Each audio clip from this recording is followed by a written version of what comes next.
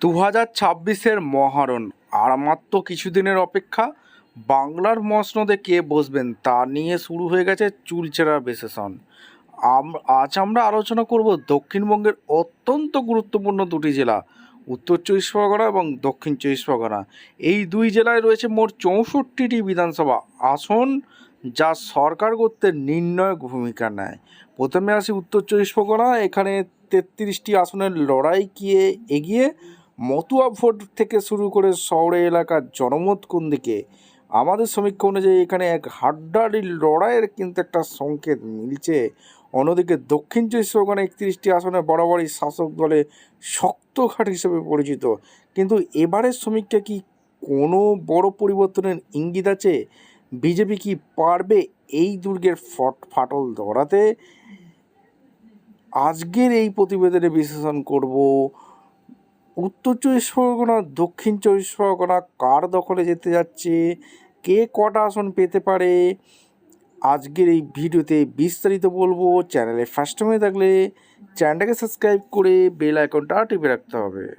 আচ্ছা, উত্তর চব্বিশ পরগনা জেলা নিয়ে প্রথমে আলোচনা করব। উত্তর চব্বিশ পরগনা জেলা কার দখলে যেতে চলেছে। প্রথম যে বিধানসভা কেন্দ্র, বাগদা বিধানসভা কেন্দ্র, এই আসনটি সম্ভাব্য জয়ী হতে পারে তৃণমূল কংগ্রেস। বনগাঁ উত্তর বিধানসভা কেন্দ্র, এই আসনটি বিজেপির শক্ত ঘাঁটি হিসেবে পরিচিত।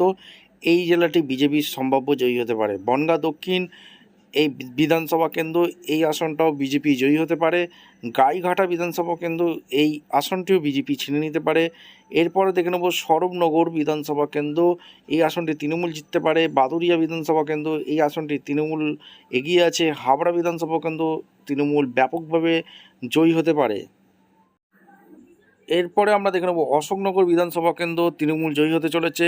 আমডাঙ্গা বিধানসভা কেন্দ্র, তৃণমূল জয়ী হতে চলেছে।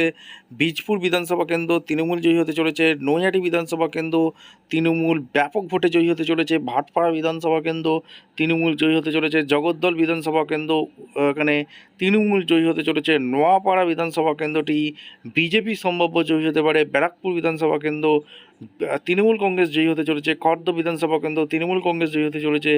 দমদম উত্তর বিধানসভা কেন্দ্র, তৃণমূল কংগ্রেস জিততে চলেছে। পানিহাটি বিধানসভা কেন্দ্র খুব গুরুত্বপূর্ণ আসন, তৃণমূল কংগ্রেস জিততে চলেছে। কামারহাটি বিধানসভা কেন্দ্র, তৃণমূল কংগ্রেস জিততে চলেছে। বরানগর বিধানসভা কেন্দ্র, তৃণমূল জিততে চলেছে। দমদম বিধানসভা কেন্দ্র, তৃণমূল জিততে চলেছে। রাজারহাট নিউ টাউন বিধানসভা কেন্দ্র, তৃণমূল জিততে চলেছে। বিধাননগর বিধানসভা কেন্দ্র একটা গুরুত্বপূর্ণ বিধানসভা, যেখানে তৃণমূল কংগ্রেস ব্যাপকভাবে জিততে চলেছে। রাজারহাট গোপালপুর, তৃণমূল কংগ্রেস একদম নিশ্চিত জয়ী হতে চলেছে।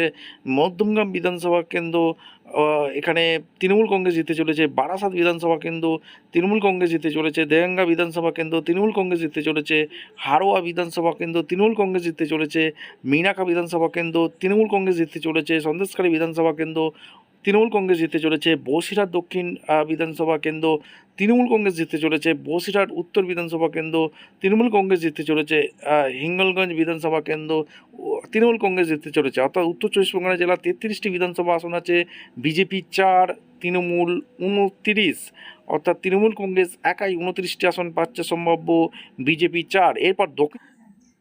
এরপর আমরা দেখে নেব দক্ষিণ চব্বিশ পরগনা কী হতে চলেছে। দক্ষিণ চব্বিশ পরগনার কি হতে পারে। গোসাবা বিধানসভা কেন্দ্র, দক্ষিণ চব্বিশ পরগনা জেলার গোসাবা বিধানসভা কেন্দ্র, তৃণমূল কংগ্রেস জিততে চলেছে। বাসন্তী বিধানসভা কেন্দ্র, তৃণমূল কংগ্রেস জিততে চলেছে। কুলতলি বিধানসভা কেন্দ্র, তৃণমূল কংগ্রেস জিততে চলেছে। পাথর প্রতিমা বিধানসভা কেন্দ্র, তৃণমূল কংগ্রেস জিততে চলেছে। কাকদ্বীপ বিধানসভা কেন্দ্র, তৃণমূল কংগ্রেস জিততে চলেছে। সাগর বিধানসভা কেন্দ্র, তৃণমূল কংগ্রেস জিততে চলেছে। কুলপি বিধানসভা কেন্দ্রে তৃণমূল কংগ্রেস জিততে চলেছে। রায়দিঘি বিধানসভা কেন্দ্র, তৃণমূল কংগ্রেস জিততে চলেছে। মন্দিরবাজার বিধানসভা কেন্দ্র, তৃণমূল কংগ্রেস জিততে চলেছে। জয়নগর বিধানসভা কেন্দ্র, তৃণমূল কংগ্রেস জিততে চলেছে।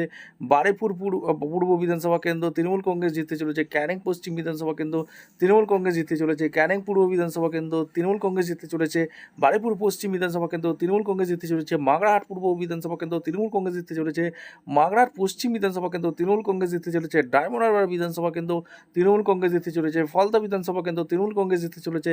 সাতগাছিয়া বিধানসভা কেন্দ্র, তৃণমূল কংগ্রেস জিততে চলেছে। বিষ্ণুপুর দক্ষিণ চব্বিশ পরগনা বিধানসভা কেন্দ্র, তৃণমূল কংগ্রেস জিততে চলেছে। সোনারপুর দক্ষিণ, এখানে তৃণমূল কংগ্রেস জিততে চলেছে। ভাঙড় থেকে আইএসএফ প্রার্থী নওশাদ সিদ্দিকী জিততে চলেছে।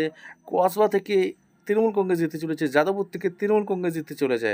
আপনাদের মোট উত্তর চব্বিশ পরগনা দক্ষিণ চব্বিশ পরগনা মোট কে কটা আসন পাচ্ছে আপনাদের সামনে এবার রাখছি। উত্তর চব্বিশ পরগনা দক্ষিণ চব্বিশ পরগনা মিলিয়ে 64টি বিধানসভা আসন আছে, যেখানে বিজেপি 4, তৃণমূল কংগ্রেস একাই 59, কংগ্রেস কোনো এখানে খাতা খুলতে পারছে না। নওশাদ সিদ্দিকী দল একটি সম্ভাব্য আসন পেতে পারে। এটি সম্ভাব্য সমীক্ষা, আসল রেজাল্ট জানা যাবে 4 তারিখ। উত্তর চব্বিশ পরগনা, দক্ষিণ চব্বিশ পরগনা কার দখলে যেতে যাচ্ছে 4 তারিখ জানা যাবে। আপনারা অবশ্যই কমেন্ট সেকশনে ব্যক্ত করবেন উত্তর চব্বিশ পরগনা, দক্ষিণ চব্বিশ পরগনা কে কটা আসন পেতে পারে। দেখা হচ্ছে কোনো পরবর্তী ভিডিও। ধন্যবাদ।